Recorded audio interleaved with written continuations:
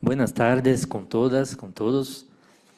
Vamos a seguir entonces con esta interesante mesa, a mí personalmente la más aguardada, que es dedicada a la educación intercultural en Brasil y Ecuador.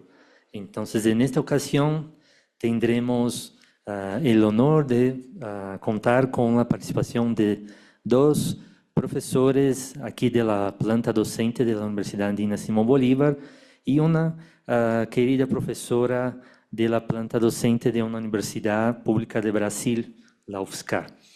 Entonces, vamos a empezar con el profesor Alexis Oviedo, ya lo presento a ustedes. Después, la profesora Soledad Mena Andrade. Y entonces, para finalizar, con la profesora María Silvia Sintra Martins, en esta secuencia de acá. ¿Ok? Así que disfruten. Vamos a empezar con esta presentación del profesor Alexis Oviedo, que es licenciado en Economía por la Universidad Central del Ecuador, en donde hicimos nuestra salida de campo el día martes, ¿no? Es maestro en estudios de las culturas y desarrollo y doctor en ciencias de la educación por la Universidad de Louvain en Bélgica, ¿no? Entonces, querido profesor, es un gusto poder tenerlo con nosotros, ¿no? Ya aprovecho para agradecer por todo el apoyo que me ha brindado como un amigo aquí, ¿no? Con los momentos de compartir o compartencia, como dicen los zapatistas, ¿no? Muchas gracias, la palabra es toda tuya. Muchas gracias, Antonio. Muchas gracias a todos y todas por estar en esta tarde, en este conversatorio, básicamente, ¿no? Que es lo que tratamos de hacer, de estas realidades del Ecuador y Brasil.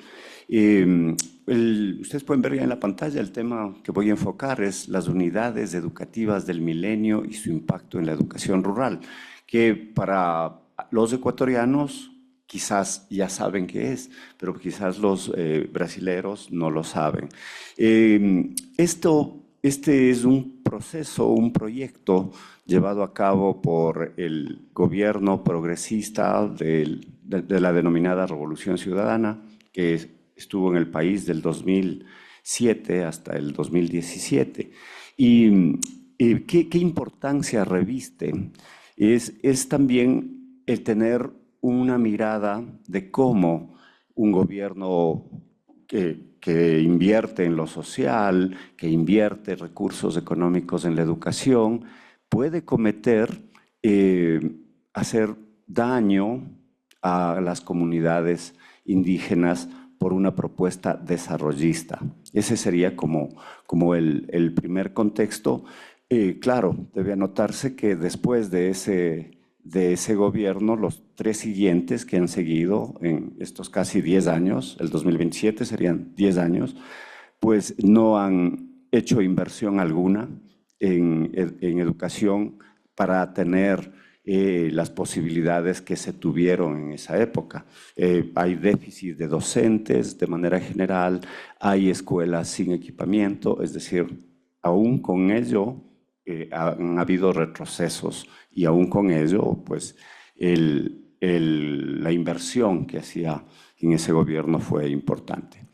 Entonces, en ese contexto, la historia que les cuento es esta, cómo se pensó generar unas unidades educativas muy modernas, muy equipadas, completas, con toda la planta docente, con equipos, con infraestructura adecuada, para suplantar a pequeñas unidades educativas que habían en las comunidades. Unidades educativas de corte unidocente, un solo docente para una pequeña comunidad de 40 a 50 niños, o pluridocente, dos docentes para unos 100 niños. Entonces, desde la visión del desarrollo, el gobierno dice, eso no está bien, no son escuelas de calidad.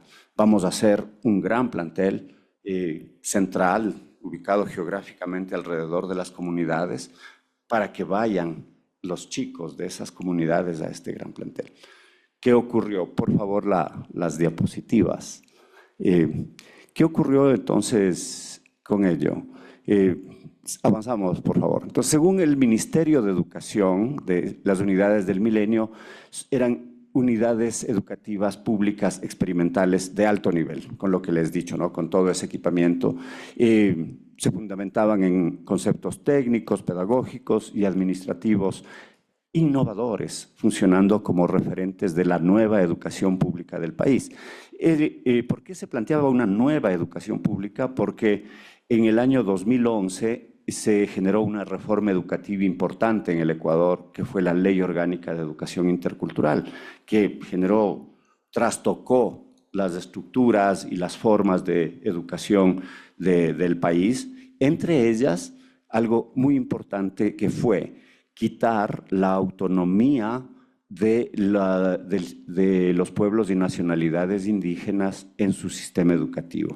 Ellos, antes de la ley del 2011, tenían el manejo de un sistema educativo propio que se llamaba bajo la Dirección Nacional de Educación Intercultural Bilingüe. La ley dijo, no, queremos un solo sistema donde que se eduquen hispanos, afroecuatorianos e indígenas bajo una sola rectoría, la del Ministerio de Educación, y en la práctica fueron procesos, o han sido procesos de homogeneización y de hegemonía que han ido en desmedro de los pueblos y nacionalidades, tanto por cambios curriculares cuanto por inversión en docentes bilingües. O sea, ya al ser parte de un sistema no se dio la importancia de que sean docentes bilingües. Entonces, esta concepción de innovación vista desde una educación para el desarrollo, pues ya retomaba un concepto de educación que ya se dio en los 90s, las redes educativas, un plantel central y escuelas satélites en proyectos concebidos por el Banco Interamericano de Desarrollo, ¿no? Entonces esa iniciativa, ese mandato del Banco de Desarrollo se implementó en los 90s y desde esa concepción se pretendió generar esta propuesta de escuelas del milenio, ¿no? Las diapositivas, por favor. Tú tienes, chévere. Sí, yo pensé que tú tienes, muy bien. Entonces, este discurso oficial entonces dijo, vamos a hacer estos planteles adaptados a la realidad local. Llámese en las realidades de los diferentes pueblos y nacionalidades, de las 14 nacionalidades que hay en el país. Pero esto no ocurrió. Se seguía el esquema desde la infraestructura hasta la organización totalmente occidental y desarrollista. La ex vicepresidenta de la CONAIE, Zenaida Yanzacama, destaca, por ejemplo, que la realidad geográfica no fue concebida en su dimensión. Algo así como se diseñaron en el papel. En el papel, en el mapa, dice, ubico la escuela aquí y sirve a estas comunidades. Pero resulta que en la realidad las distancias eran inmensas. Eran ríos, eran selvas, eran montañas, eran grietas que no permitían esa perspectiva de los diseñadores o de los tecnócratas. Entonces, por otro lado, la infraestructura y las necesidades de las comunidades no eran reflejadas y no se respondían los problemas locales de manera adecuada. Por favor, las diapositivas. ¿Qué ocurrió entonces? Desde esta lógica de optimización de infraestructura, se hizo un cierre masivo de escuelas rurales. Estas escuelas que les decía, pequeñas, de pequeñas comunidades, dijeron, son escuelas de la pobreza, estas escuelas tienen que eliminarse, y esto tuvo consecuencias críticas, sobre todo desde dimensiones culturales. ¿Por qué? Porque las escuelas en una comunidad es más que la mera institución educativa, es el centro de reunión, en la cosmovisión de los pueblos, es el centro de la sabiduría, donde que no solo la educación, sino la sabiduría, los conocimientos, es el centro de reunión para la organización, es hasta en algunos casos era el centro donde se celebraban los velatorios de los muertos. Entonces había una simbología particular que no tomó en cuenta el gobierno y desde quizás buenas intenciones impuso el discurso del desarrollo.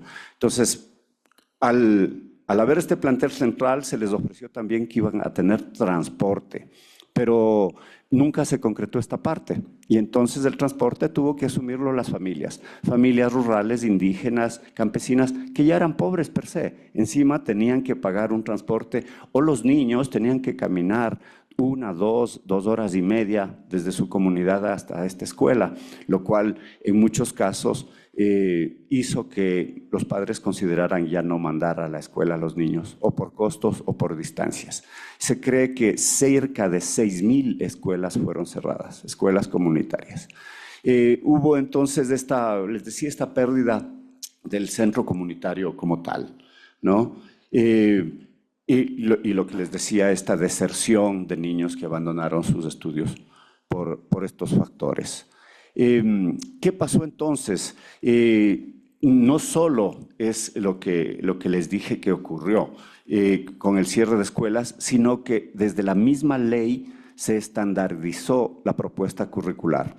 Escuelas comunitarias que tenían sus propias propuestas curriculares, sus propias visiones, o cercanas a experiencias Montessori, experiencias Pestalozzi, experiencias de escuela activa, fueron obligadas a que no o se adapten al modelo curricular oficial o desaparezcan. Entonces hay una como esta escuela Inca Samana, que tenía un modelo no directivo, flexible, tuvieron que estandarizarse desde el modelo ministerial en el 2013, con horarios, calificaciones, y si es que ya se adaptó en el 2013 mismo el currículo del MOSEIB, el modelo de educación intercultural bilingüe, se lo adaptó a una perspectiva más occidental.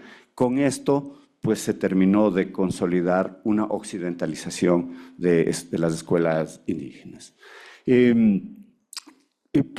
ocurrió además? Estas escuelas provocaron procesos de despolitización, el debilitamiento del desarrollo organizativo de los pueblos y las nacionalidades, porque la CONAIE, por ejemplo, el movimiento social, la Confederación Ecuatoriana de Nacionalidades Indígenas del Ecuador, es el movimiento social más fuerte, uno de los más fuertes de América, de Sudamérica, y surgió precisamente de los procesos de educación intercultural bilingüe. Entonces, con este desmantelamiento de las escuelas, se despolitizó y se incidió negativamente en los procesos organizativos. Hubo una pérdida progresiva de la lengua y la cultura local en favor de esta educación homogenizadora y con el predominio del castellano, ¿no? Y asimismo se centralizó una perspectiva de centralización educativa en la cual el Estado quitó las autonomías y las relaciones comunitarias que se desarrollaban en los planteles. Entonces fue parte de un proceso de centralización, de control desde el aparataje estatal, blanco mestizo, si cabe el término. Entonces, para finalizar esto, se podrían plantear algunas conclusiones que se presentaron como una alternativa de calidad educativa mediante dotación de recursos, pero estas concepciones de calidad, como ustedes saben, pertenecen al discurso a este discurso de gestión educativa vinculado a la economía, calidad educativa, gestión de recursos, procesos y todo ese discurso neoliberal que arrancó en la educación en los años 80, y en ese sentido las concepciones de calidad son de criterios totalizadores, universalistas, en lugar de criterios de calidad de pertinencia local y adaptados a la realidad.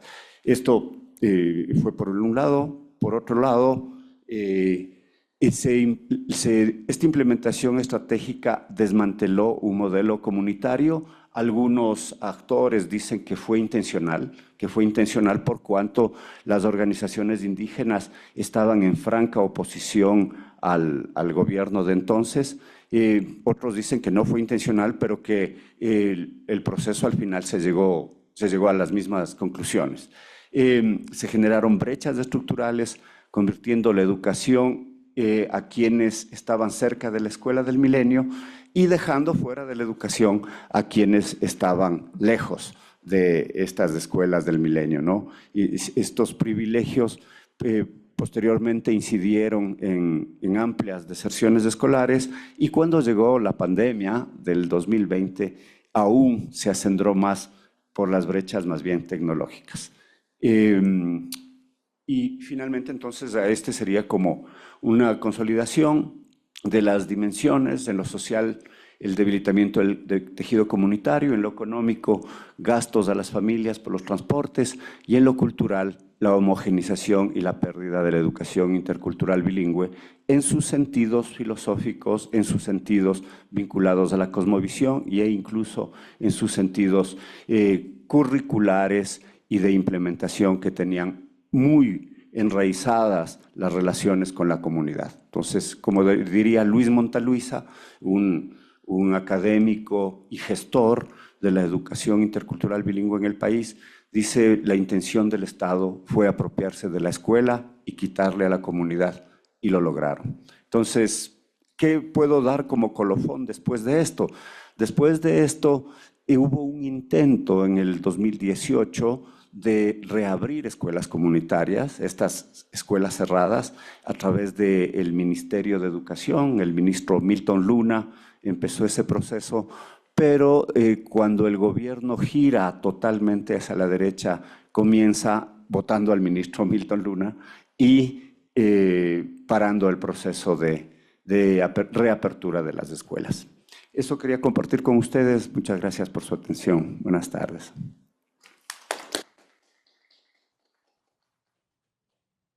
Muchísimas gracias, profesor Alexis Oviedo. Ahora pasamos entonces a la intervención de la profesora Soledad Mena Andrade y vamos a seguir así con todas las intervenciones. Después abrimos para comentarios, preguntas, inquietudes, ¿sí?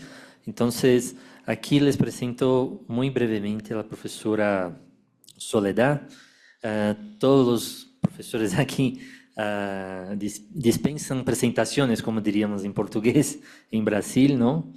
Por la trayectoria larga de todos. Soledad Mena Andrade es licenciada en Sociología y Ciencias de la Educación por la Université Nanterre, París 10, y magíster en Gerencia Educativa por la Universidad Andina Simón Bolívar, ¿no?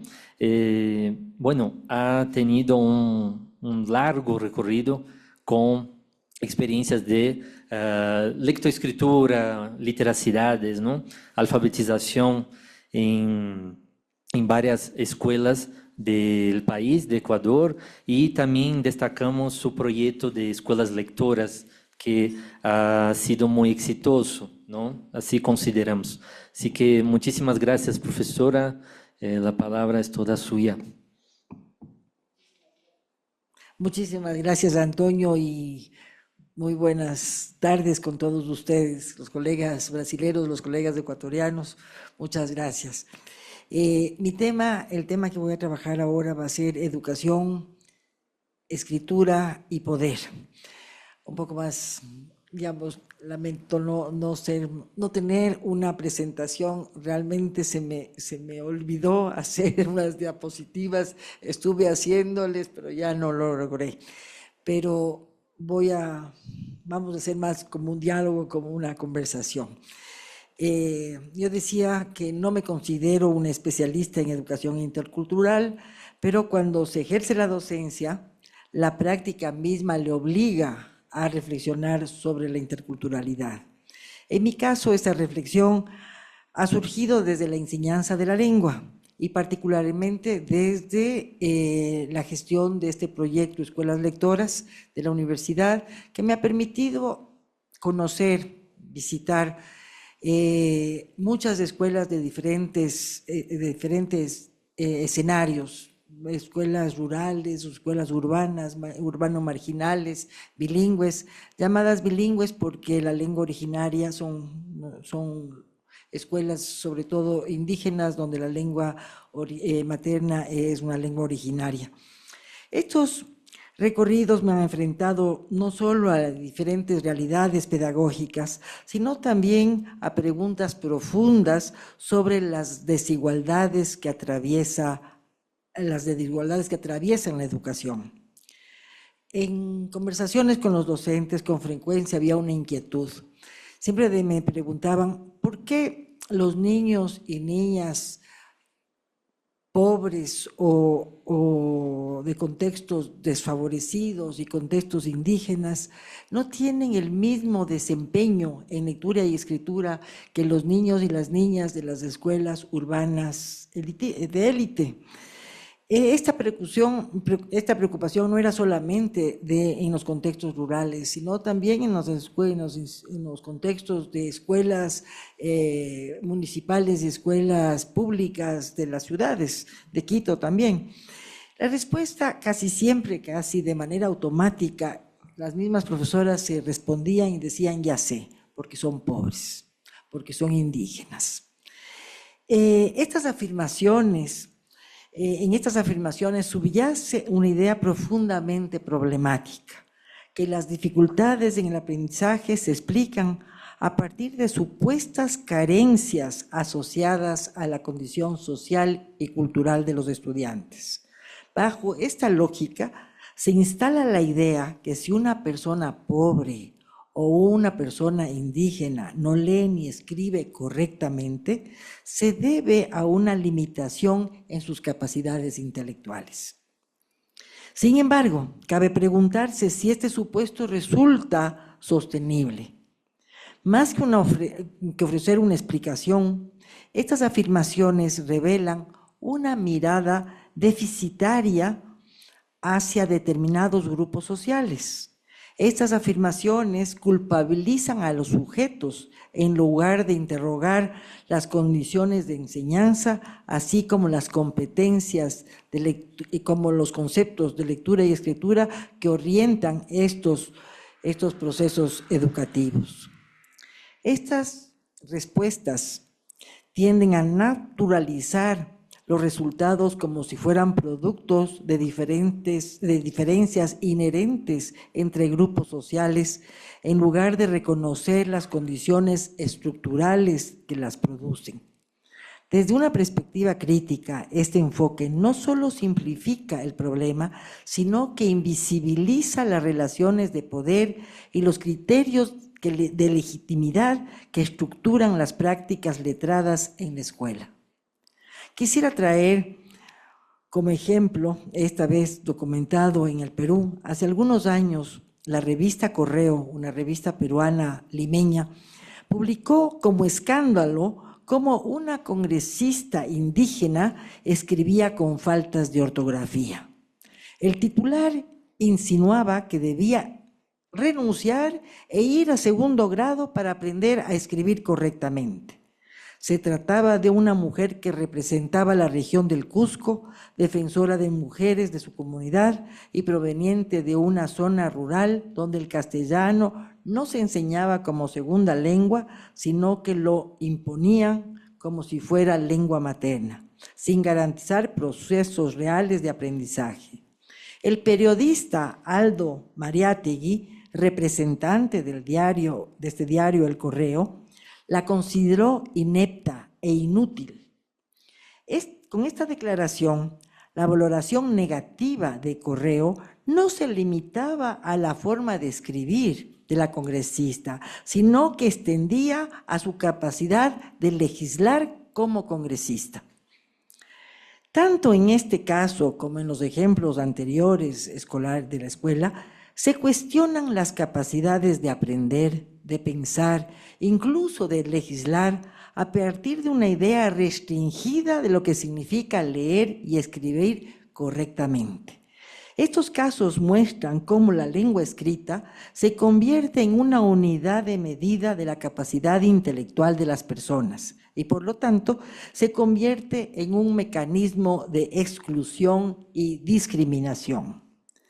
Quienes enseñamos lengua debemos tener esto muy presente y muy claro, porque tenemos la posibilidad o la responsabilidad de reforzar estas ideas o de desmontarlas. Pensar que el desempeño lector o escritor se deriva de las capacidades intelectuales de las personas es una creencia perversa, pero que está muy extendida y profundamente arraigada en la escuela y en la sociedad. Esta idea se sostiene en una concepción de la escritura como herramienta que desarrolla la lógica, el pensamiento abstracto, la racionalidad, y que por ello haría superiores a quienes la dominan, frente a quienes son considerados ágrafos, orales o deficitarios. Esta visión no solo naturaliza las desigualdades, sino que convierte a la escritura en criterio de valoración social que legitima jerarquías.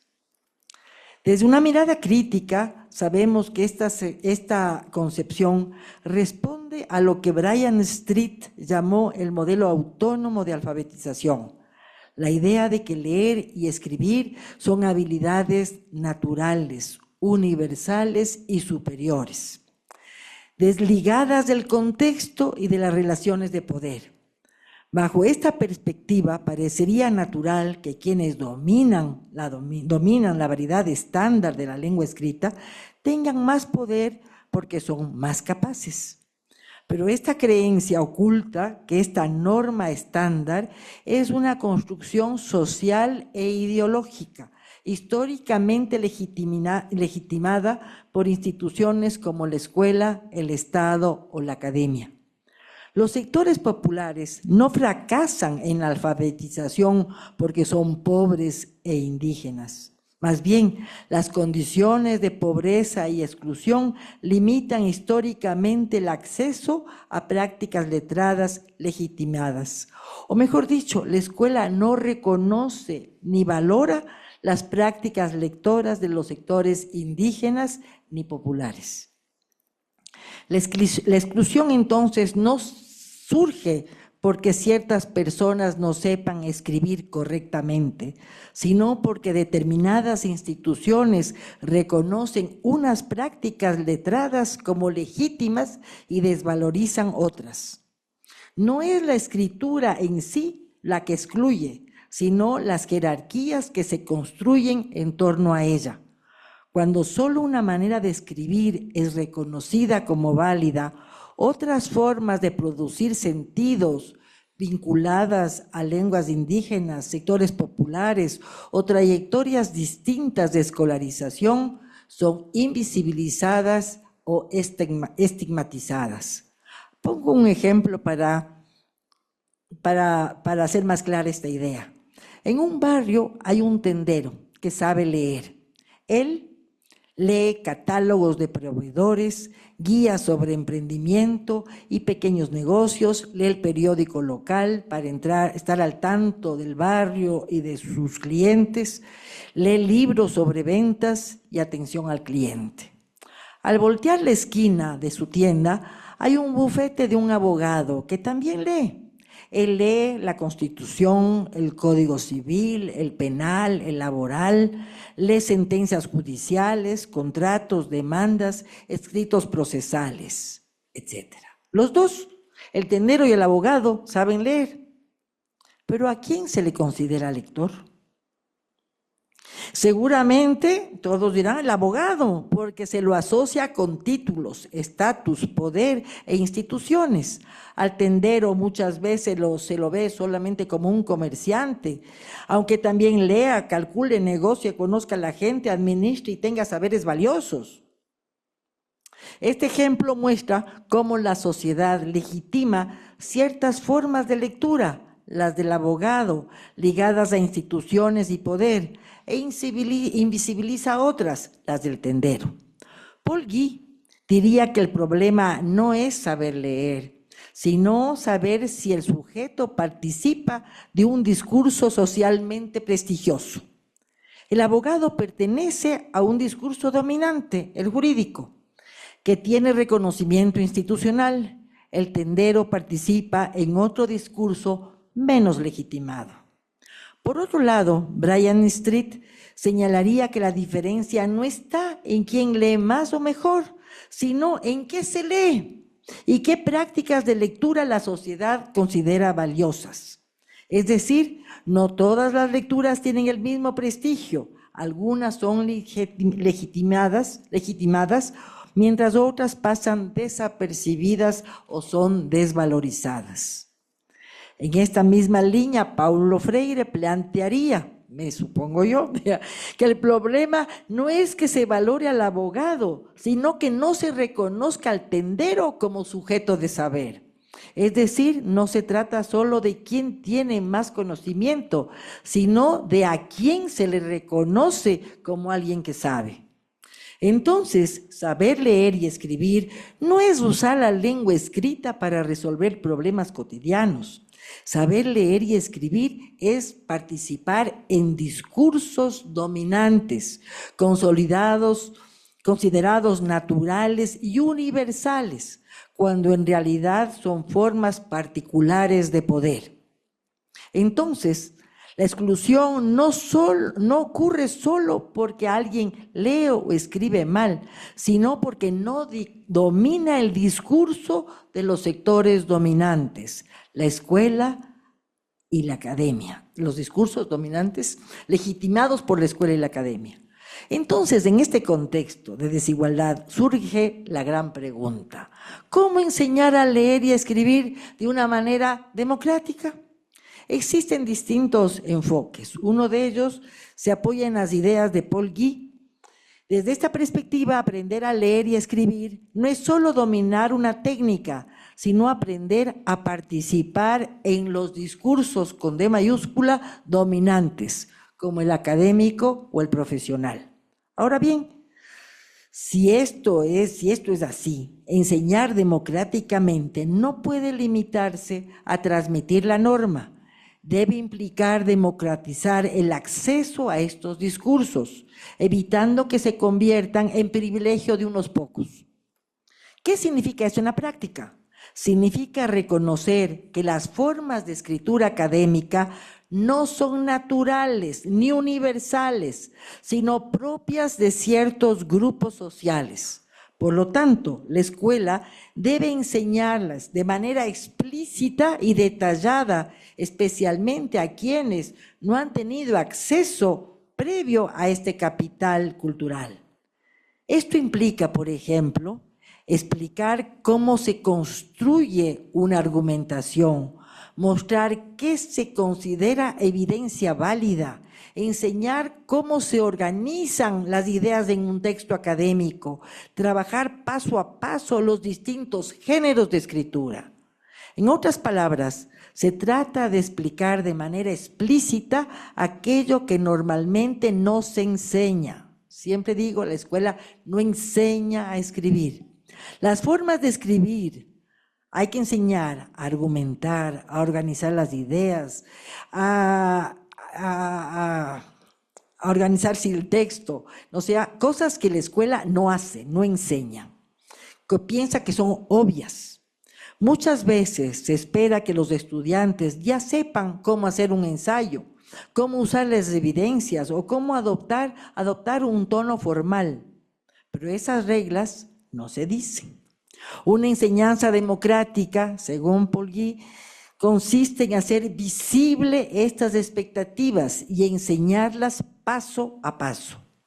De este modo, aprender a escribir en el registro académico deja de ser un privilegio de quienes ya pertenecen a ciertos sectores sociales y se convierte en una posibilidad real para todos. Desde Bourdieu, enseñar el discurso dominante es necesario para acceder a formas de capital cultural socialmente valoradas. Sin embargo, este acceso no garantiza igualdad, ya que el dominio legítimo de este capital depende de trayectorias sociales desiguales. Por ello, una pedagogía democrática no puede limitarse a enseñar esos códigos, sino que debe también hacer visibles las relaciones de poder que los legitiman y cuestionar la ilusión de neutralidad de la escuela. Como dice Paulo Freire, no se trata de aprender el lenguaje del poder para adaptarse a él, sino para poder nombrarlo, cuestionarlo y transformarlo. Desde las nuevas literacidades, con las reflexiones de Virginia Zavala, Gregorio Hernández, Brian Street, se propone mirar la enseñanza de la lectura y escritura reconociendo su pluralidad, es decir, reconociendo que no hay una única forma válida de leer y escribir. En las comunidades existen múltiples literacidades o formas diversas de usar el lenguaje, la lengua escrita, que muchas veces quedan fuera de la escuela o no son reconocidas como legítimas. Por eso, este enfoque plantea la necesidad de reconocerlas, valorarlas y llevarlas al aula en lugar de ignorarlas o reemplazarlas. Al mismo tiempo, invita a problematizar las jerarquías lingüísticas, es decir, preguntarnos por qué ciertas formas de escribir se consideran correctas o superiores, mientras otras son desvalorizadas. En este análisis también aparece el racismo lingüístico, que afecta especialmente a hablantes de lenguas indígenas o de variedades no estándar. Desde aquí, enseñar a leer y escribir no significa imponer un único modelo, sino enseñar el registro socialmente reconocido, pero de manera crítica, hacerlo visible y explicarlo y cuestionarlo sin borrar la voz del estudiante ni exigir que abandone sus propias formas de expresión. Este enfoque rompe con la llamada mirada del déficit, que atribuye las dificultades de aprendizaje a supuestas carencias individuales. Por el contrario, al entender la lectura y la escritura como prácticas sociales, muestra que estas dificultades no son fallas del estudiante, sino el resultado de relaciones de poder y de cómo las instituciones como la escuela legitiman unas literacidades y excluyen otras. Para cerrar, quisiera dejar una idea central. Enseñar a leer y escribir no es solo enseñar una técnica, es decidir quién tiene voz. Si reducimos la enseñanza a normas y correcciones, corremos el riesgo de seguir usando la escritura como un filtro que excluye. Pero si entendemos que la lengua escrita está atravesada por relaciones de poder, entonces nuestra tarea cambia. Necesitamos, por un lado, enseñar explícitamente los códigos del mundo académico para que no sean privilegio de unos pocos, y por otro, reconocer y valorar las formas de leer y escribir que los estudiantes ya traen sin borrarlas ni subordinarlas. No es una cosa o la otra, son ambas. Porque una educación verdaderamente democrática no solo enseña a participar en los discursos existentes, sino que forma sujetos capaces de cuestionarlos y transformarlos. Y ahí justamente está nuestro desafío como docentes. Gracias.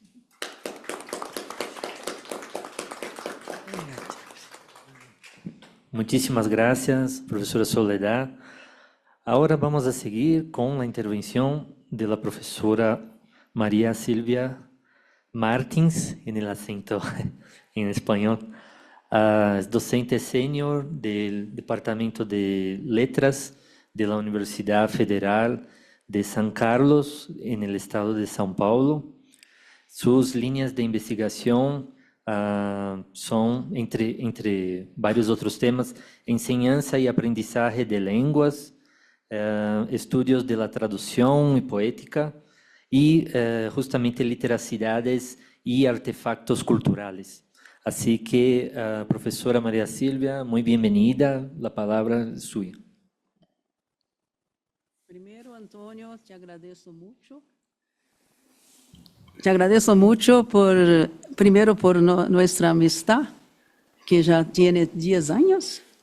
Y con muchos acontecimientos en el camino y muchas construcciones conjuntas. Segundo, quiero decir que estoy muy contenta de estar con Alexis, con Soledad, y que me gustó mucho escucharles. Y siento que, en facto, habrá un diálogo aquí, porque nuestras ideas me parece que se encuentran. Al mismo tiempo se encuentran, pero la forma de abordarlas es distinta, lo que es tanto mejor, que no vamos a nos repetir. Así que he hecho un relato sencillo de ciertas cositas que he hecho en la universidad. Así que, en primer lugar, me gustaría de decir, Alexis, que lo que has presentado para nosotros es muy semejante, infelizmente, al que pasa en Brasil, pero que pienso que es una tendencia mundial. Así, más o menos, si yo fuera a hacer un histórico de la educación en Brasil, sería muy semejante a lo que tú has traído. Y cuanto a lo que Soledad nos ha presentado, tenemos mucha semejanza, porque trabajo en lingüística aplicada, así que imagino que también conoces a Angela Kleiman en Brasil. Con ella he hecho mi postdoctorado y en este momento he conocido mucho respecto de estudos do letramento en Brasil, que corresponde a New Literacy Studies. Sigue exactamente esta dirección. Gracias. Y hemos producido cosas juntas también, yo y Ángela. Le parabenizo pelo que has presentado, que presenta muy bien para todos que no conocen, ¿no? lo que son los estudios de letramento y su visada política, social, y que no coloca en los estudiantes una cierta culpa o una falta. Así que en lugar de se hablar de la falta, se habla de los vectores sociopolíticos que atravesan la sociedad y que son las verdaderas causas de lo que pasa, de lo que nos pasa y de lo que pasa con nuestros niños. Así que empiezo relatando un poco. Mi presentación se hace en la forma de relato. El nombre que pongo, el título, Informes de Experiencia en Educación Intercultural en Brasil en busca de diálogos. Me incorporé a la Universidad Federal de São Carlos como profesora en 2006. Anteriormente había sido profesora de portugués durante 15 años en el Sistema de Educación Pública del Estado de São Paulo. Fue providencial que me uniera a esta universidad, que desde 2008 había reservado plazas para estudiantes indígenas en todos los departamentos, un hecho que marcó mi trayectoria académica y de investigación. Sobre todo porque, como freireana, siempre me he esforzado por prestar atención a la realidad que me rodea para comprender mejor cómo y cuál debe ser mi papel. Se me apresentou a oportunidade de entablar um diálogo intercultural e de aprender muito com uma realidade que aún desconhecia por completo. Em Brasil existem mais de 40 universidades, incluyendo todas as federales, que oferecem cupos reservados para indígenas. Muitas de elas assignam cupos suplementários ou realizam convocatórias específicas para facilitar o ingresso, como é o caso de nossa universidade, que conta com cupos suplementários em todos os departamentos e um exame de admissão específico. A lei de cupos data de 2012, segundo a qual as instituições federais devem reservar o 50% de los cupos para estudiantes de escolas públicas, subdivididos para estudiantes negros, mestiços e indígenas.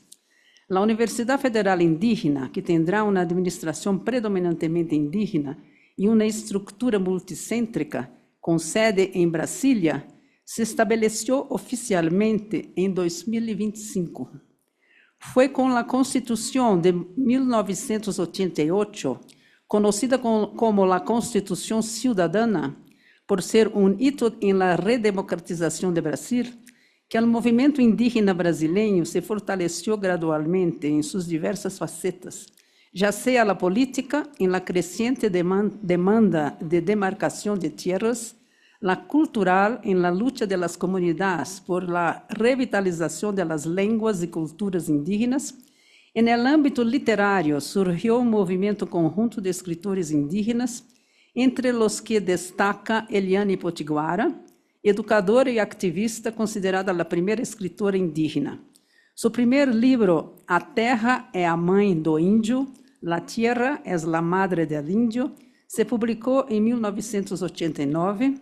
Sua obra mais destacada ha sido Mitá Cara, Mitá Máscara, que está aqui no altar para quem queira conhecê-la, que manifesta uma composição híbrida entre autobiografia, crônica e poesia, e, neste sentido, se alinha com, e incluso antecipa, uma tendência contemporânea em la literatura em geral. Eu chamo a atenção a este ponto para tentar mostrar o quanto é bien hecha, importante la literatura indígena, que una vez en mi universidad, cuando había la aula magna del programa de posgrado en literatura, se convidó a una maestra de la Universidad de Unicamp, que tiene un libro muy bien conocido con el nombre Lo que es literatura. Tú puedes saber quién es. En este momento, él ha hecho una presentación a respecto de Monteiro Lobato, y al final de su presentación, un estudiante que era mi alumno se levantó la mano y preguntó a ella, imagina, un auditorio de 400 personas, y preguntó a esta maestra, que es maestrina titular de una muy importante universidad brasileña. Perguntou a ella, me gostaria de saber o que pensa com respeito à literatura indígena. Isto aconteceu por mais ou menos no ano 2010, ou seja, 15 anos atrás. E ela respondeu, não sei o que dizer, pero me parece que é um pouco fraquita, eles têm que aprender muito com nós. Terrible, terrible. Bueno, continuando.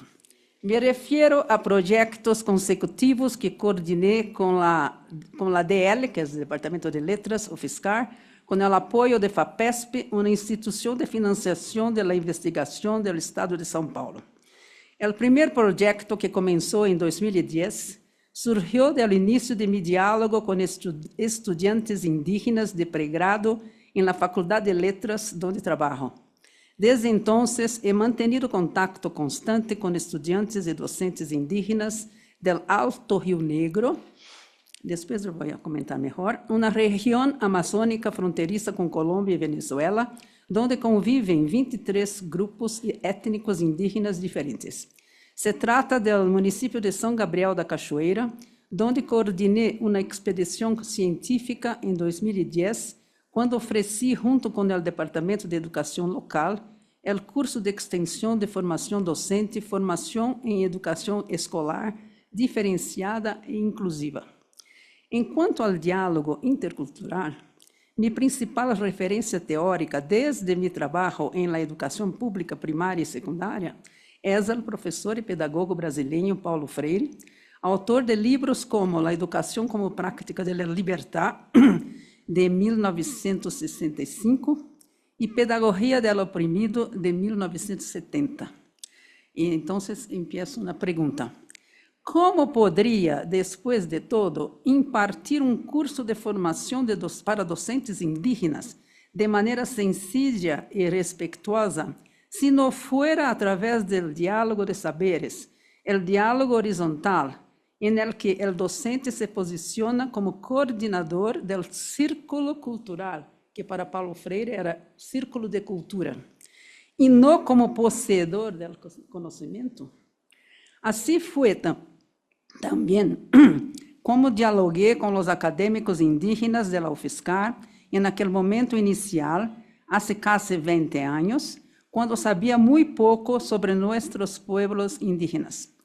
Uma característica lamentavelmente bastante comum entre nossos intelectuais, que dão a espalda ao conhecimento ancestral e milenário forjado em nosso território e começam a escutar unicamente culturas e saberes exógenos com marcado eurocentrismo.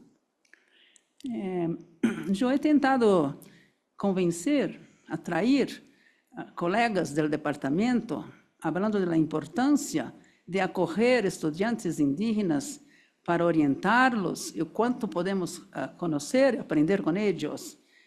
Eles, em geral, não respondem, mas eu creio que sentem que é difícil, vai me dar muito trabalho. Eu prefiro estudantes mais brilhantes. Eles não conhecem o quanto podem aprender e o quanto sua trajetória seria muito mais interessante e poderiam crescer, incluso, como acadêmicos na universidade. Se tiveram esta humildade inicial do diálogo horizontal e da certeza de que tu não conheces tanto, de que tu eres ignorante e poderás conhecer mais, poderás abrir tu cabeça para novos horizontes, inclusive tu espírito, não somente tu cabeça. Assim que tienes muito a ganhar, pero, não sei, estão cegos, estão hipnotizados por uma lógica acadêmica. Pero, entre parênteses, me gostaria de dizer que eu, há muito tempo, que eu não tenho mais a tendência de culpar as instâncias superiores. Pouco me mirei a alguma coisa que Derrida nos ensina, que nós cooptamos. Assim que é muito fácil de dizer que o sistema não me deixa fazer as coisas. O problema é a cooptação. Assim compreendo a meus colegas. Eles cooptam com o que viene oficialmente, mas eles poderiam trabalhar diferentemente. Não há nada que les impeça ou que les prende. Não, tu não puedes. Graças a Deus, não estamos em sistema de escravização total, que te prendiera, que te amarrara, que não te deixara trabalhar. Não, tu puedes trabalhar. Tu puedes publicar. Tu puedes subir em tu departamento. Tu vas aprender muito mais. Bueno, assim que também não. O segundo projeto, que começou em 2013, surgiu da experiência e o conhecimento que havia acumulado sobre línguas e culturas indígenas, assim como sobre as dificuldades que enfrenta a universidade, tal como está estruturada, para lidar com as diferenças. Se diz lidar? Para lidiar com as diferenças que aportam estes estudantes, provenientes da educação escolar indígena, em las aldeias, e a menudo de cursos complementários nocturnos em cidades cercanas.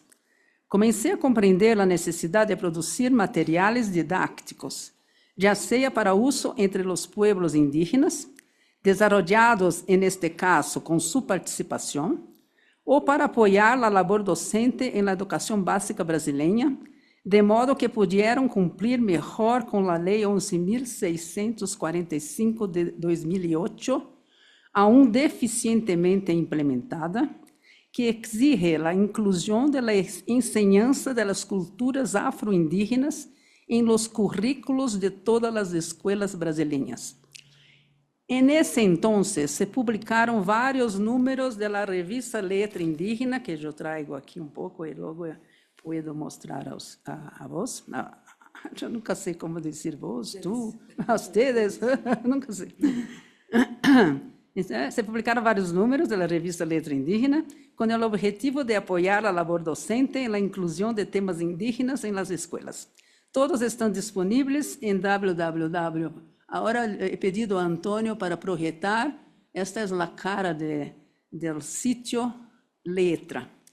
O sítio se chama letra.ufscar.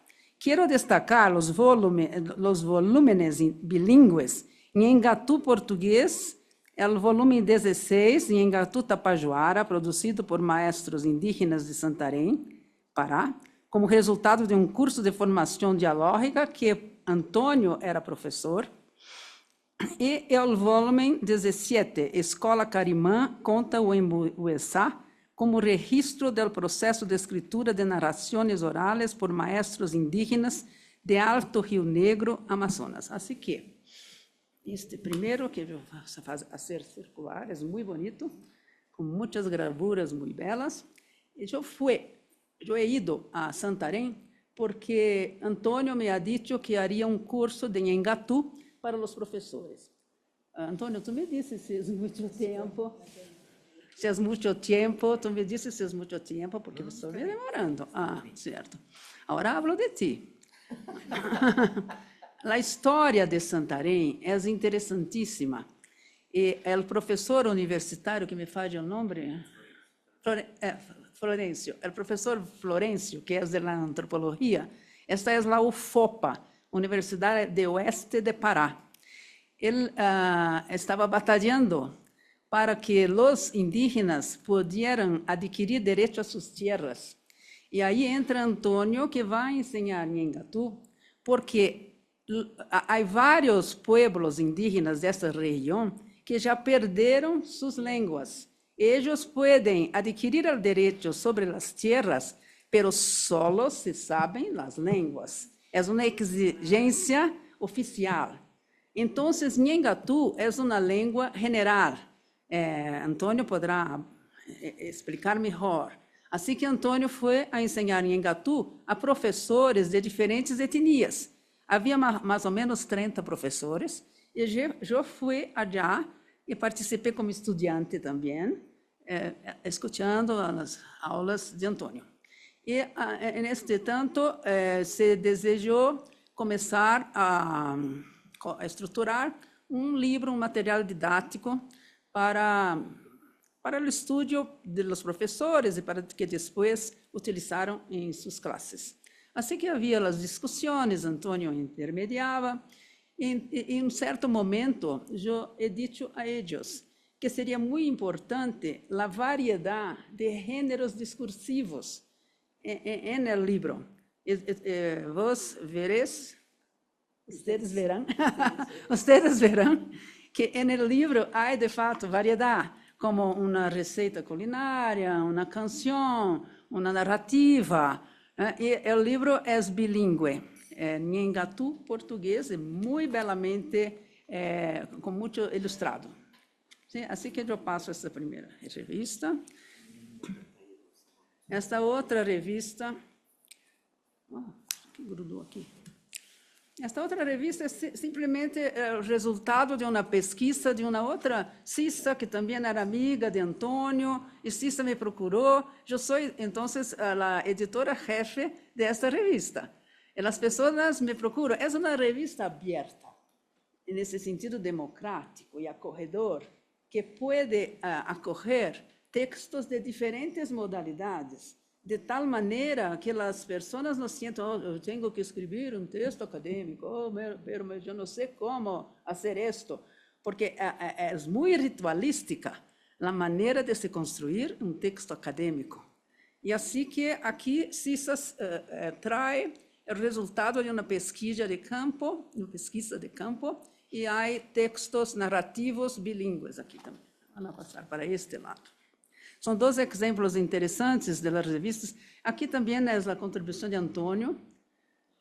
Montaram uma cartilha, não sei como se diz cartilha, uma cartilha para a ensinança de Nhengatu. Também é uma publicação desta revista.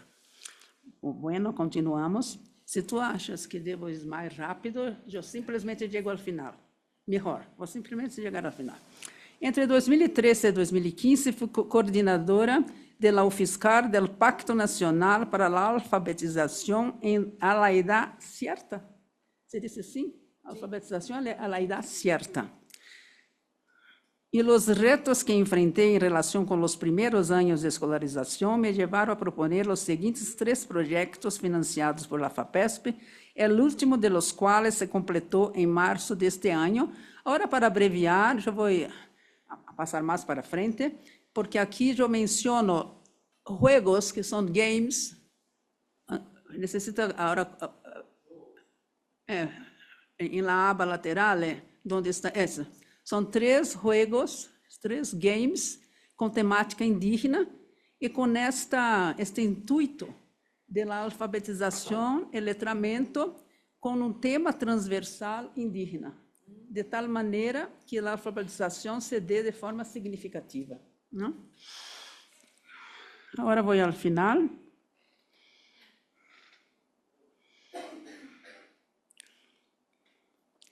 Finalmente, quisiera mencionar que em minha universidade existem 4 programas de pós-grado em Humanidades com políticas de ação afirmativa para a admissão a programas de maestria e doutorado, os programas de educação, antropologia, ciências políticas e linguística.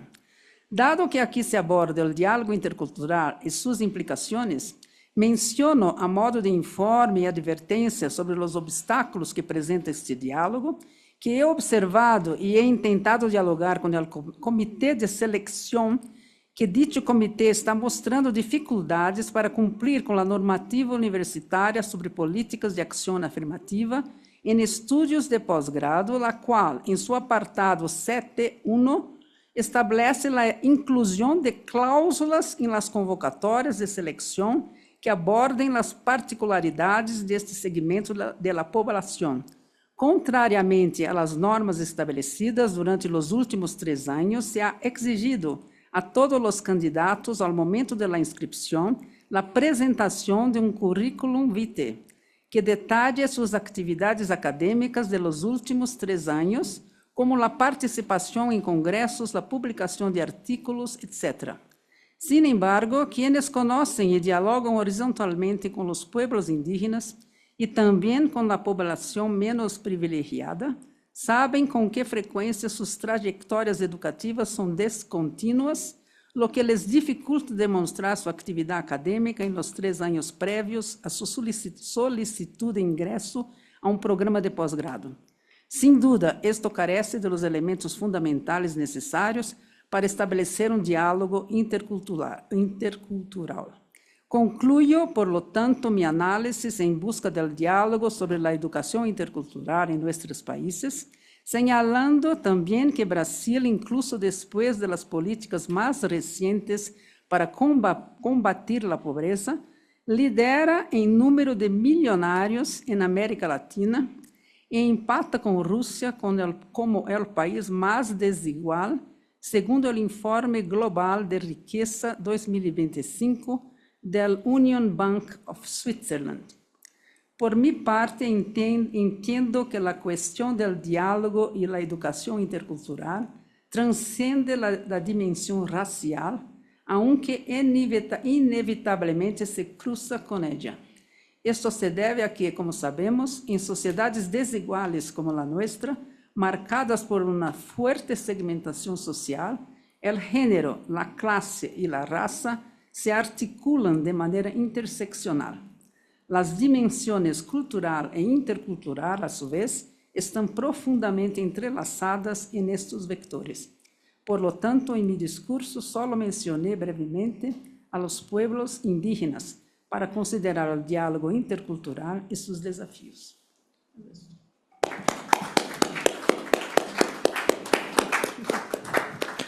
Muchísimas gracias, profesora María Silvia. Ahora vamos a abrir para preguntas, comentarios. Tenemos ya para empezar con el señor y hagamos inscripción. ¿Quiénes más siguen después del señor? Marisela, ok, ya. Y después Alicia, ok. Necesitamos un micrófono por tema de la transmisión, ¿no? En vivo. Es mejor para que los que estén acompañándonos en línea puedan escuchar las preguntas también. Muchas gracias. Buenas tardes. Buenas tardes. Bueno, yo soy ingeniero industrial. Estudié en la Argentina en la carrera. La pregunta esta digamos, es interesante la educación intercultural, ¿no es cierto?, con los pueblos indígenas de Brasil.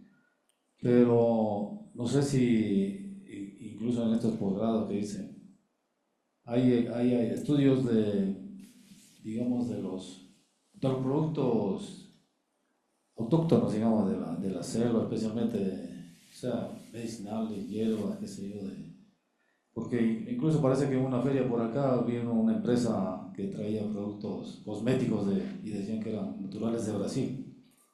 No sé si hay estudios sobre ese, porque eso es muy importante, o sea, eso deberían estudiar en toda la Amazonía y más bien vienen de Europa, creo, y se van llevando digamos, las patentes, ¿no? Incluso después sacan patentes. Entonces eso me gustaría algún comentario, gracias. Sí, de mi parte no sabería responderle en datos precisos como necesitaría, pero lo que puedo hablar rápidamente, quizás Antonio me completa, es que la cuestión colonial continúa, y continúa la cuestión de llevar nuestras materias primas para la Europa principalmente. Ahora, hay algunos trabajos de estudiantes que exploran este aspecto, pero no muchos. Esto es lo que conozco. No sé si Antonio puede completar. Pero eso digo, o sea, los que son llamados son los académicos, o sea, los químicos, no sé, los ingenieros, qué sé yo, a hacer esos estudios, los botánicos, ¿no? O sea, porque es importante, ¿no? O sea, no esperar que vengan los europeos. Sí, yo tendría que estudiar para poder responderle. Yo no sé ahora la respuesta. Creo que yo le podría decir que, por ejemplo, la empresa de cosméticos y de perfumes, bueno, en general, Natura, que es brasileña, y Occitan, que es una francesa, tiene su producción, su propia producción en Brasil, a partir de toda esta riqueza. En ningún otro país la Occitan tiene producción propia local.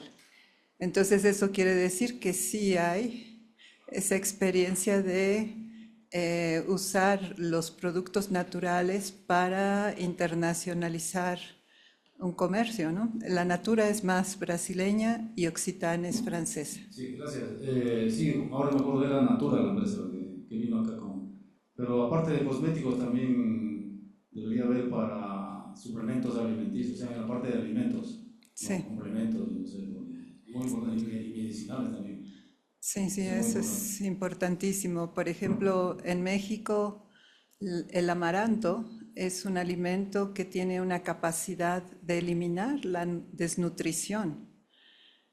Si se volviera un producto más promocionado, más difundido, tendría un papel importantísimo. Entonces decían, ¿cómo se le puede vender a Estados Unidos? Pues como hot cakes, ¿no? Con la cultura de ellos. Pero en México es importante que se siga consumiendo este producto, ¿no? Por las propiedades que tiene. Bueno, regresando a las presentaciones, muchísimas gracias. Creo que sí se tocó un tema central en nuestra época, que es la educación y los errores políticos que a lo mejor con las mejores intenciones se copian modelos sin conocer las realidades. Y creo que Ecuador ha sido un lugar que ha irradiado este concepto de bienestar, de una educación intercultural que podría ser, bueno, pensado como un modelo frente al modelo europeo de la interculturalidad, que es el multilingüismo y otras ideas, ¿no?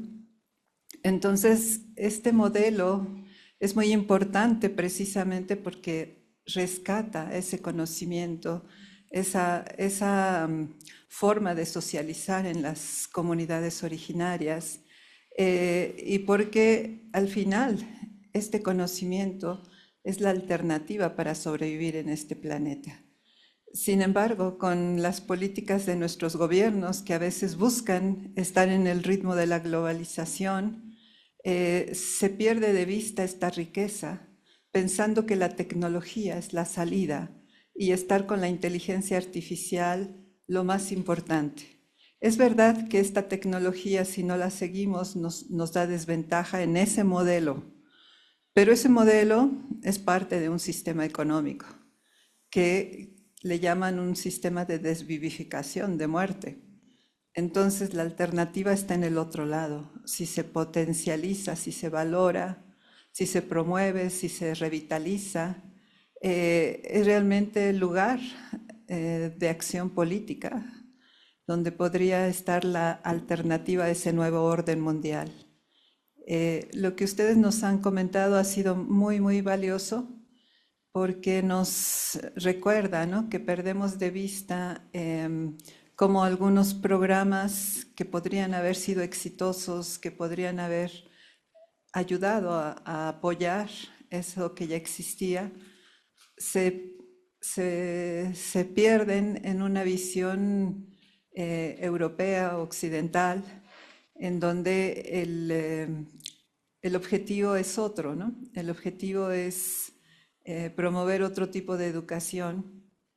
Y bueno, en ese sentido considero muy, muy valioso la propuesta, ¿no?, también de no perder de vista quiénes son o quiénes somos los responsables de una educación en sociedades desiguales, ¿no? Y cómo la educación es un elemento de la democracia, de una buena forma de vida. Entonces, bueno, es muy valioso. Los textos, yo diría, los voy a leer. Son muy, muy interesantes. Y respecto a cómo dar este espacio, cómo abrir este espacio en las universidades para que las lenguas originarias puedan encontrar una forma de expresión y una función que se le fue negada, que es estar en esta forma de educación, y que podría dar otro giro también a las universidades. Es, yo creo que muy interesante, muy motivante, porque normalmente las normativas, y sobre todo en nuestra época, que las universidades se van convirtiendo en empresas, hacen que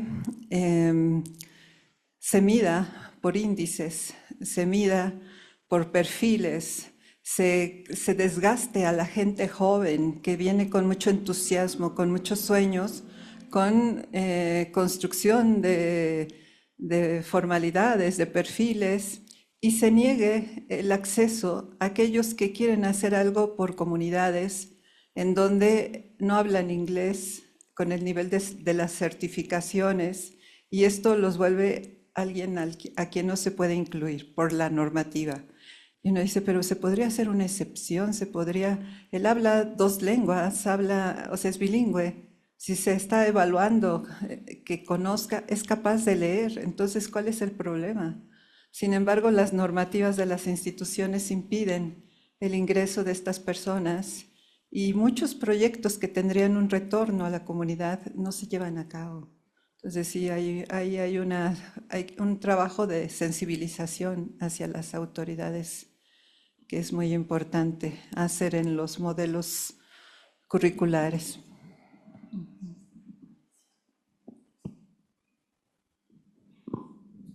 Bueno, buenas tardes con todos, si se me escucha. Bueno, buenas tardes con todos. Yo quería referirme un poco a la intervención del doctor Oviedo, que hablaba sobre las unidades educativas del milenio. Bueno, como docente, que soy parte de una de las unidades educativas del milenio, me siento en compromiso. Manifestaba que muchas de las instituciones del milenio han sido abandonadas, eso entendí en el discurso. Sin embargo, sí, eso sucedió en algunos sectores, lamentablemente pasó esas situaciones. Sin embargo, yo quisiera desde mi territorio compartirles de que para nosotros como docente que soy, como docente indígena, siento que sí fue uno de los aciertos también, porque esta unidad educativa del milenio Chibuleo al que pertenezco esta absorbió a 4 instituciones pequeñas que eran consideradas hispanas, en donde se manejaba el currículum hispano y no se tomaba en cuenta la lengua quichua. Sin embargo, como fue absorbida por la Unidad Educativa del Milenio Chibuleo, en esta institución sí se mantuvo el currículum intercultural bilingüe y se maneja el idioma quichua y los niños son tratados como tal, enseñando la lengua quichua. Que quizás ahora ya nos vamos a decir que es una lengua materna por el tema, tantas cosas que ya se les comentó, sin embargo, aquí se maneja el currículo intercultural bilingüe quichua.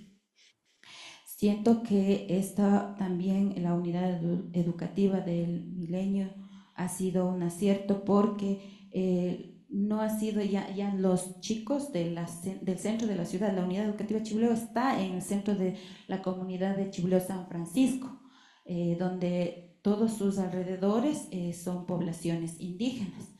Y las instituciones hispanas están ya en el centro de la parroquia, en el centro de la ciudad. Entonces, ahí en ese centro, en los centros de la ciudad, solían tener todos los servicios, desde como sería un personal de servicio, desde un compañero que haga el aseo, tenían esos servicios. Entonces ahí yo voy a que solo tenían privilegios muy pocos, ¿no? Entonces nosotros en las comunidades, solo las escuelitas pequeñas que fueron absorbidas por esta unidad del Milenio, tenían un profesor para todos los niveles en las escuelas unidocentes. Entonces, no sé si es que desde el punto de vista ya más académico se diga, ya en cambio en las unidades del Milenio ya tenían aulas y subniveles y profesores para cada uno de los subniveles, inclusive docentes que manejan la lengua quichua. Entonces, no sé si estando en una escuelita pequeña donde se manejaba desde inicial hasta séptimo grado, hasta sexto o séptimo grado, se puede estar brindando una educación de calidad, no sé, bueno, esa comparación. Entonces, también con esta unidad del Milenio, los niños indígenas tuvieron acceso a laboratorios de idiomas, de computación. Entonces, también se tiene el servicio de transporte escolar, que de las comunidades donde fueron cerradas las unidades educativas, las escuelitas, ¿no? Unidades, se generó el transporte escolar y los niños de las comunidades venían en ese transporte escolar brindado por el Estado, por los gobiernos. Entonces, también los docentes para ingresar al sistema intercultural bilingüe piden, ¿no? El Ministerio de Educación pide la certificación del dominio del idioma quichua. Y también hoy en la actualidad los docentes no podemos cambiarnos, los docentes interculturales bilingües, no podemos cambiarnos de jurisdicción, o sea, de las unidades educativas interculturales bilingües a una considerada hispana.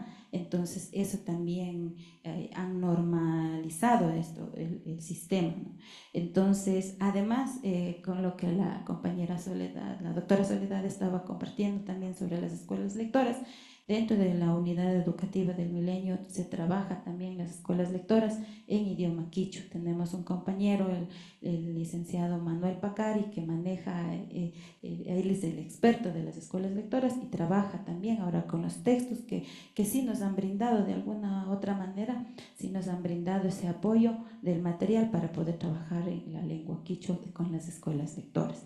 Entonces, eso nada más yo quería compartir. De pronto sí se ha escuchado, ¿no? Desde nuestras comunidades, desde nuestros espacios, cuando hacen esos comentarios o información que como que invalidan a la unidad educativa donde estamos nosotros laborando, y eso no nos beneficia, más bien nos perjudica, y los niños, los padres en sí ya ustedes saben que tienen acceso a las redes sociales, a todo, y se van mal informando, ¿no? Entonces yo como docente, siento que sí fue beneficioso que se haga esta unificación para que podamos recibir algunos otros beneficios. Sí, ahora estamos un poco descuidados, de pronto las políticas, ahí sí yo ya no podría comentar en torno a eso, las políticas de cada uno de los gobiernos. A veces dicen, no, esto fue hecho por acá, no vamos a atender o cosas así. Sin embargo, con la comunidad educativa, con los padres, con las autoridades locales, todo eso se va manteniendo de una manera que podamos dar dignidad a nuestros niños y niñas. Eso nada más, mil disculpas cualquier situación. Muchas gracias por los comentarios. Yo debería anotar algunas cosas. Uno, por ejemplo, que cuando se hace un estudio basado en un enfoque macrosocial, por supuesto que hay excepciones, digamos. Por supuesto que hay planteles que logran, por su realidad geográfica, por la dirigencia particular que tienen los líderes comunitarios, etc. El caso de la escuela de Chibuleo es una escuela histórica. Es histórica la tradición que empezó con las redes CEM, las redes de centros educativos matrices en el año 88.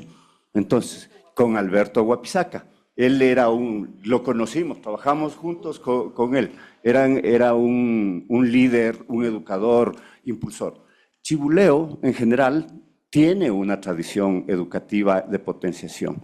Y la red y la Escuela del Milenio San Francisco, geográficamente, tiene sus ventajas. Es decir, el hecho de que hayan logrado o de que generen transporte, no sé si es que el transporte está dado por el Ministerio de Educación, si es que está dado, es un logro que ha venido solventándose básicamente desde el mismo 2018. ¿Por qué? Porque el 2018 vuelve a generarse la CEIF como secretaría. O sea, eso es un proceso administrativo que determina una particularización que no se tenía antes del 2018. Era una subsecretaría dentro del Ministerio de Educación y el subsecretario era nombrado por el ministro. Y en ese sentido, pues la voluntad del ministro determinaba si impulsamos los procesos de la subsecretaría SEIF o los procesos de la subsecretaría de Desarrollo Profesional o los procesos de la subsecretaría de Currículum, ¿no? Con la SEIF como tal se logra esta independencia. Segundo elemento,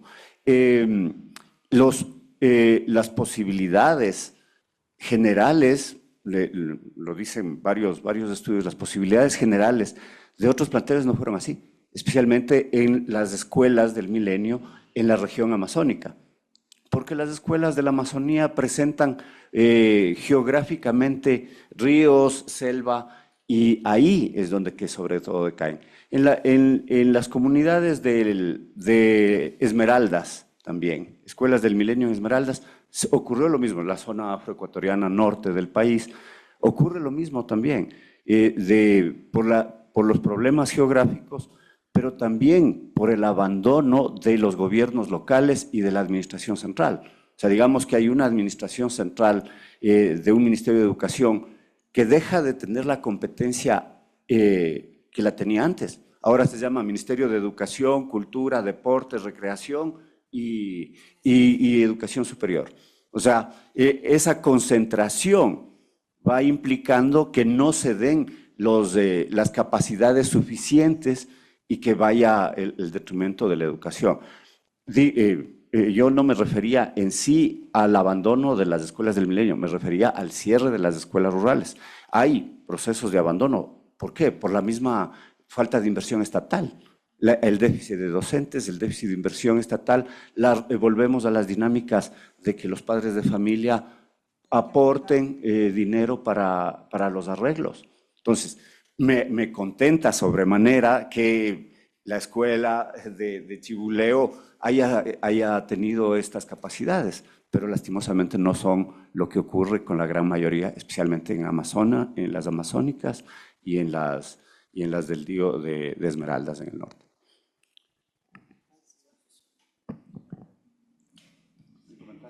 Yo comentar que muchas, también la dirección de las escuelas cuenta mucho. Alberto Huapizaca lideró esa Escuela del Milenio después de haber sido subsecretario también de la educación bilingüe, y realmente es yo le preguntaba a Alberto, ¿por qué? Porque Chibuleo es una comunidad que tiene muchas cooperativas.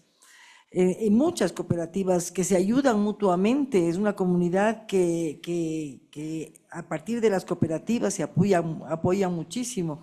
Y le preguntaba a Alberto, ¿y cómo usted logró que sus estudiantes luego salgan y organicen a las comunidades con cooperativas? Y él me decía, verás, Soledad, yo hago así. Yo a los estudiantes les pregunto, ¿cómo es tu familia? Y me dicen cómo es la familia. Ahora quiero que le pregunto, ¿cómo quisieras que sea tu familia? Se quedaban perplejos, no sabían, a ver, ¿cómo quieres que sea tu familia? ¿Cómo quieres que sea tu escuela?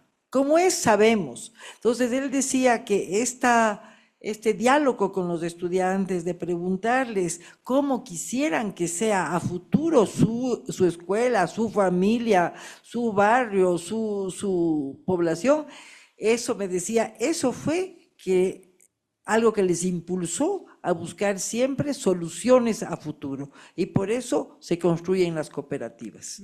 Entonces yo sí creo que hay el liderazgo en las escuelas, los directores de las escuelas deciden muchísimo. Y este es el caso, yo sí creo que Chibuleo tuvo una muy buena dirección con el Alberto Huapizaca.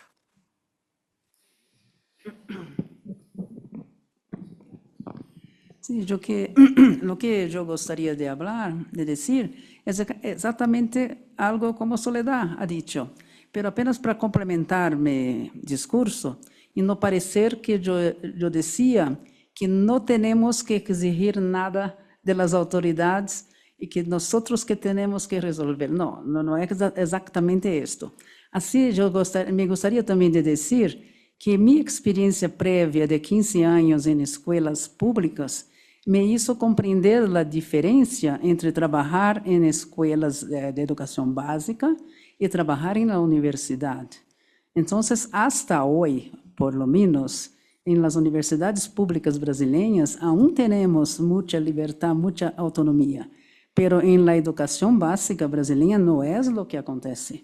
Hay mucha presura encima de los profesores, no sé si hablo bien el español, presión encima de los profesores que cada año pierden su autonomía y tienen que seguir las órdenes que vienen de las secretarías. Eso es terrible, ¿no? Y nosotros en la universidad aún tenemos cierta autonomía para hacer algo, como Soledad ha dicho, en lo que es que acreditamos. Así que vamos a hacer. Y también vamos a enviar oficios, vamos a presionar, vamos a Brasilia y vamos a hacer paros, si fue el caso, ¿no? Las dos cosas, y no simplemente solamente culpar al gobierno, se alinear a las políticas que ellos mismos proponen. Muchas gracias por esta oportunidad. Magnífico las experiencias, las exposiciones que han hecho las tres personas. Empiezo con la primera. Realmente tiene todo el proceso que ha seguido dentro del sistema de educación intercultural bilingüe.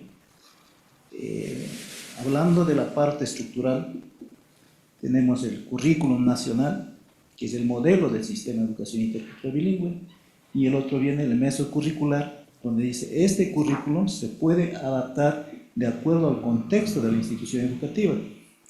El microcurricular, en cambio, de eso parte ya el proceso en el aula. Entonces ahí se hacía adaptación de acuerdo a la realidad. Y entonces ha habido procesos que pasó, que mencionó la compañera Yazakama, ella como dirigente, y luego creo que fue parte de la asambleísta, algo así, y ella conoce muy bien. Y entonces haciendo los balances, realmente este proyecto no funcionó. Hasta ahora, yo trabajo en las 3 provincias, hay Escuela Milenio, que no hicieron la entrega-recepción de la infraestructura. Entonces, también dividió el sistema de educación intercultural bilingüe. Y entonces la Amazonía divide con la parte andina. ¿Por qué era? Porque venía con el logotipo del gobierno, un libro estructurado. Entonces ya no daba la potestad de hacer el mesocurricular. En el modelo de educación intercultural bilingüe se creó para buscar cambios. Se puso innovaciones pedagógicas, una de ellas. Suprimir el dictado, se decía, porque la costumbre era dictar. Seguir eliminando el formalismo, de formar así de una manera, como el ejército. Recuperar la forma de la unidad, la forma del diálogo, de una manera circular, a manera de U, y entonces donde exista la participación directa del líder, de los líderes, docentes, hacia los demás actores. También era otra de las innovaciones, que no sean solamente los padres de familia, que sean los actores de la educación. ¿Quiénes son? Los líderes, padres de familia, estudiantes, autoridades religiosas en caso de existir. Y entonces no era el presidente de padres de familia. En la convocatoria, en las comunidades pequeñas y grandes también, la convocatoria hacía el líder de la comunidad. Y entonces tenían que estar presentes los jóvenes. Pero había un impacto. Los jóvenes decían, ¿acaso que somos padres de familia? Las señoritas también. Y entonces un poco se fue concientizando. Luego de eso, también era el uniforme. Entonces, no al uniforme, sí a la diversidad, como es la naturaleza. Pero hasta ahora seguimos exigiendo el uniforme. Claro, el gobierno da, pero luego se logró para las nacionalidades su vestimenta. No sé en qué gobierno fue esto. Bien, así sucesivamente, luego era también de la infraestructura. Nuestra visión era que tengan nuestra arquitectura de acuerdo a la cosmovisión nuestra, no de una manera estandarizada. Ya no me acuerdo tanto bien. Entonces, la lucha fue por esa y con razonamiento, como había dicho, los procesos. Empezar de los conocimientos previos que tiene el niño desde ahí. Pero sin descuidar, como decía el día de ayer, Servish era en cambio bicultural. Un poco tenía temor de que aprenda las sabidurías, los conocimientos universales. En cambio aquí parte de lo propio que es su idioma, su cultura, para ir extendiendo. Y entonces estas cuestiones, como decía, entonces hay forma en la Amazonía, con siglas dice Ameiba, porque ya tuvimos problemas con la parte andina, porque era la traducción de los libros universales del país, ¿no es cierto? Entonces decimos, no, nosotros, como dice el modelo, debemos construir nuestras guías, nuestros módulos de aprendizaje de acuerdo a la realidad, tomando en cuenta también los conocimientos universales. Entonces pusimos Ameiba, apliquemos el modelo del sistema de educación intercultural bilingüe amazónico. Eso fue la identidad nuestra. Y trabajamos con las provincias de la Amazonía. Bueno, se dio algunas cosas, pero en el proceso, nuestra visión, nuestra autonomía momentánea, fuimos perdiendo. El régimen escolar dice de tal fecha a tal fecha, deben cumplir los 200 días. En esos 200 días deben aprobar. Nuestro modelo era flexible. también fue parte de la parte andina. Así empezamos. ¿Flexible en qué sentido?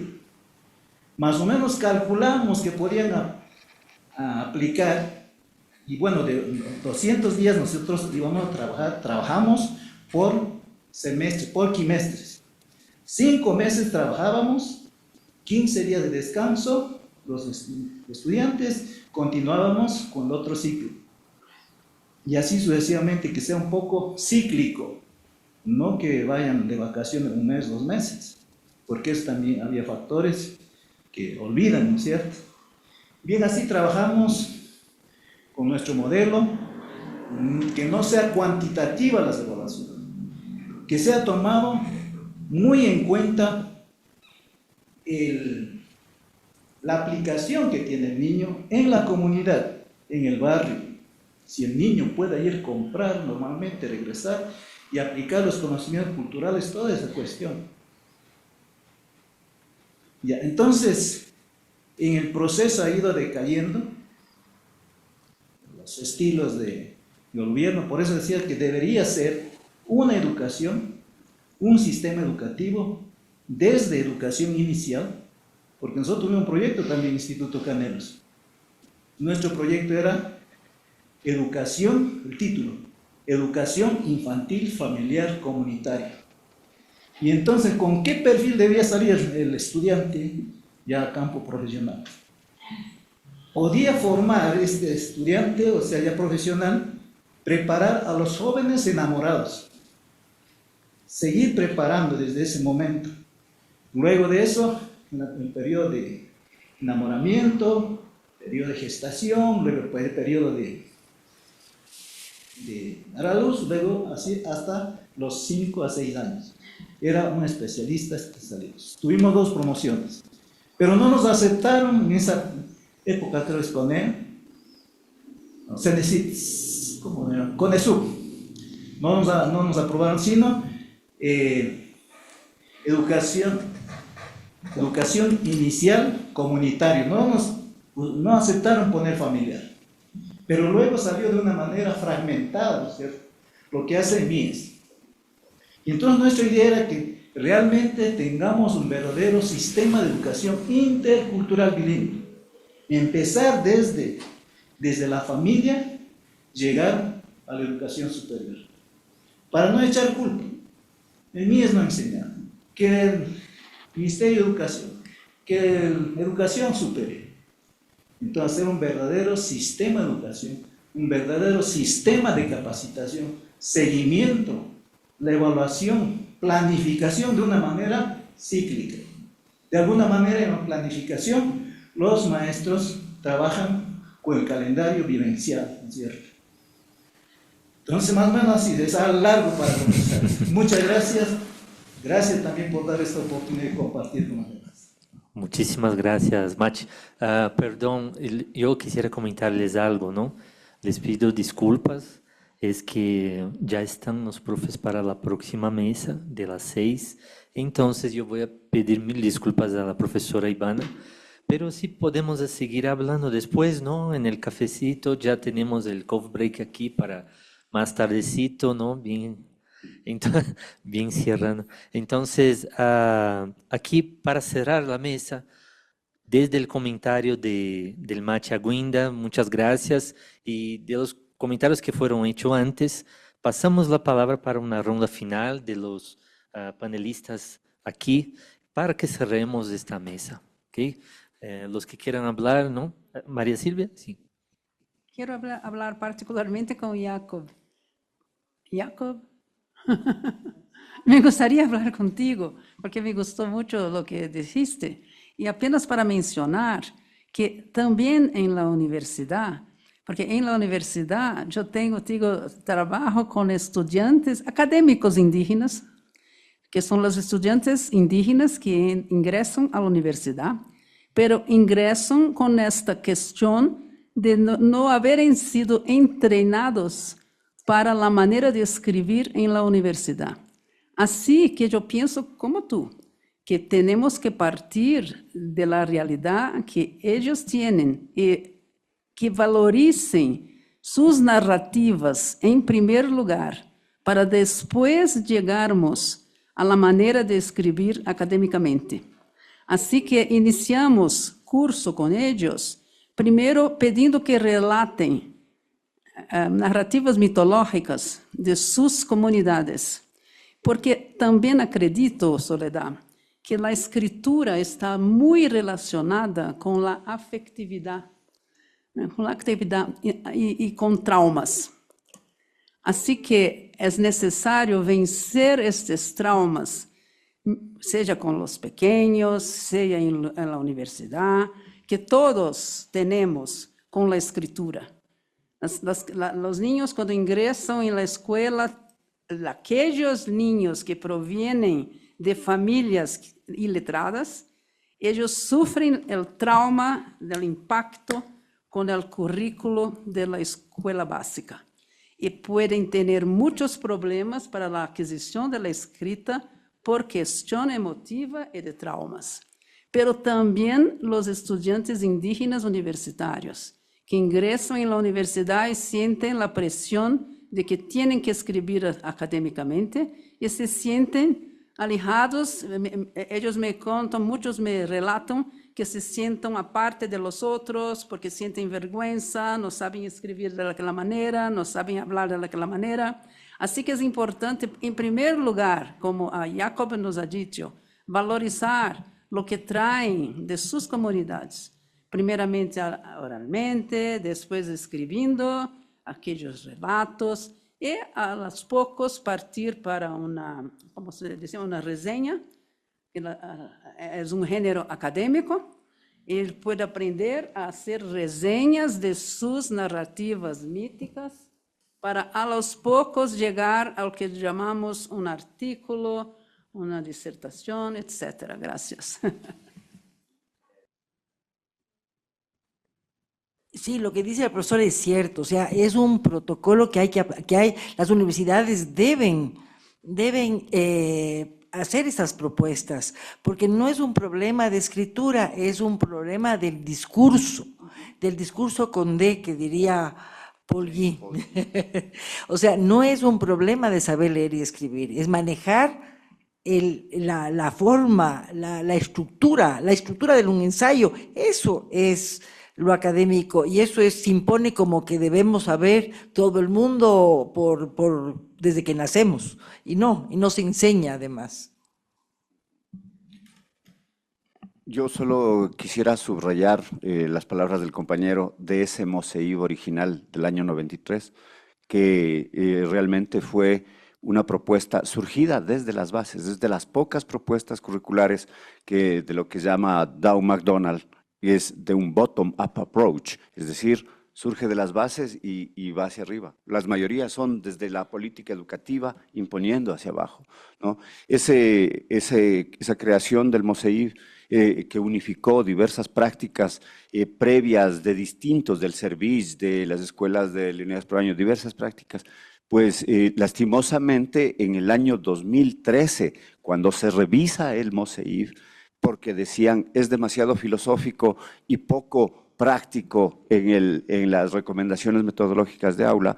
Cuando se revisa el 2013, a pesar de que fueron los técnicos indígenas quienes les dieron el chance de que hagan esta revisión, pues habían parámetros occidentales de adecuar a un currículo del estilo occidental. Entonces ahí es un debate de cómo quedó ese MOSEIB del 13 en comparación con el original, digamos, superior con la concepción comunitaria y holística que tuvo. Solo eso y perdón.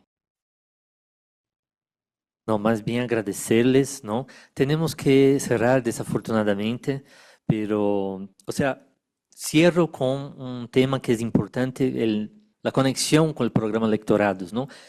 Para nosotros es imposible pensar una proyección de la enseñanza de la lengua portuguesa, desde sus lenguas, ¿no? Desde sus literaturas, desde sus culturas que están ahí plasmadas en el portugués brasileño, sin pensar en una definición o en definiciones de interculturalidad. Es imposible hacer esto. O sea, este es un problema práctico que tenemos, ¿no? pienso yo.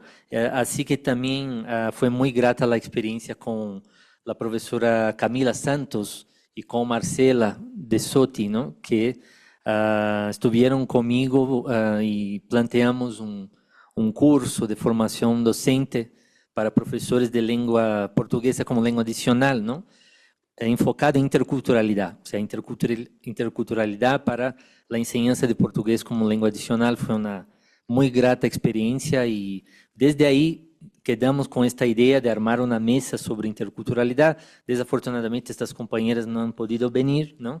Pero agradezco muchísimo a la presencia del profesor Alexis, de la profesora Soledad, de la profesora María Silvia, ¿no? Entonces cerramos con un aplauso la mesa.